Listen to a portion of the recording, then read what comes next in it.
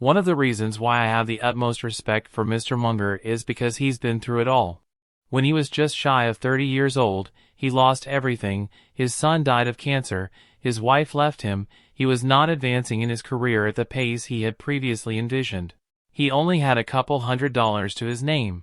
Yet, within the next 50 years, Munger managed to remarry, have 8 children, counting stepchildren, and became a billionaire despite being nearly penniless almost a third of the way through his life. For me, I have always wanted to know, how did he do it? We all know that he eventually joined forces with Warren Buffett at Berkshire Hathaway, but I had always been interested in how Munger was able to put himself in a situation to go from broke to Buffett's business partner seemingly overnight.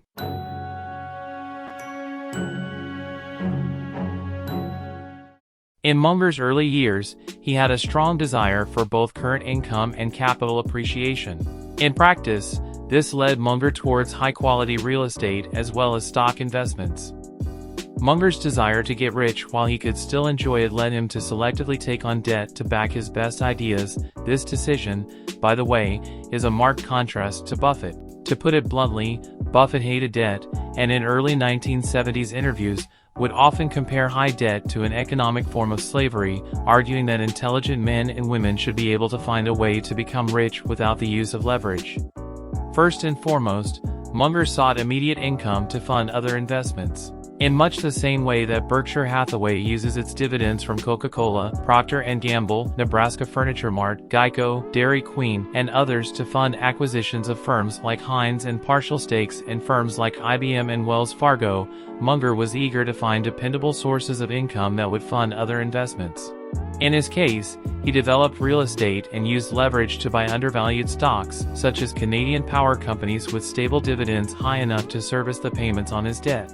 The take-home lesson, by the way, is not that you need to employ debt to succeed. Rather, it's the fact that Munger saw the dependable generation of cash, whether it be dividend income or rent income, as something inextricably tied to the creation of wealth through capital gains, i.e. buying undervalued stocks and selling them after favorable price movement.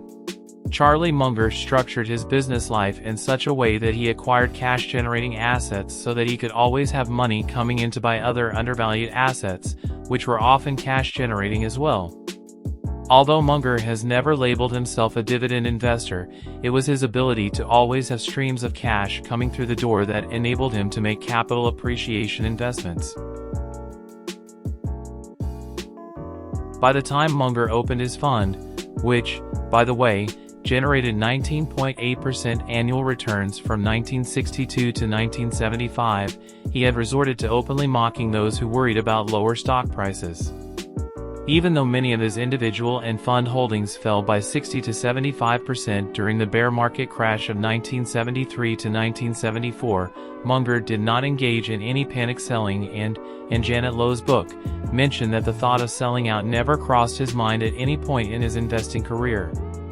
What I find useful is keeping in mind why Munger was able to be this way.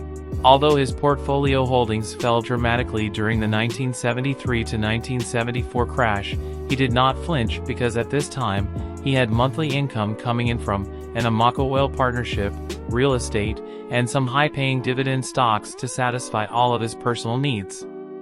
By having an income-generating foundation, Munger was able to put up with the wild fluctuations that often accompany the pursuit of investing for high total returns.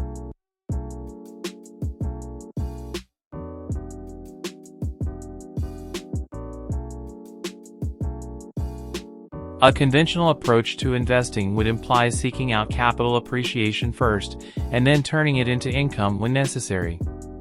We've all read articles that talk about finding ways to get $1 million net worth, and then, once retirement comes, finding a way to turn it into a $40,000 annual income stream.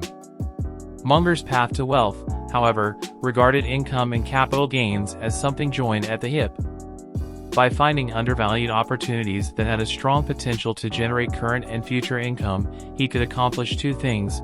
First, he could ride out wild price fluctuations because he was generating enough private income to tolerate the storms in the stock market, and second, he could use the regular income to fund investment in undervalued stocks that would provide rapid capital accumulation. Munger became a billionaire by admittedly doing things that many of us mere mortals cannot. He was successful in his lucrative real estate ventures, used his debt to pick the right stocks, and got bargain deals on his oil partnerships. Those things are hard for many of us to do, and can often lead to disastrous consequences if not done correctly. But when you look at Munger's early life and look at what fueled his rise, it's clear that he did not view the pursuit of capital gains and income as something at odds with each other, unlike those today who view a dividend growth strategy as something in conflict with a total return strategy. In Munger's case, he built a regular income infrastructure that allowed him to always have money coming in to make the types of investments that would generate 15 to 20% annual total returns.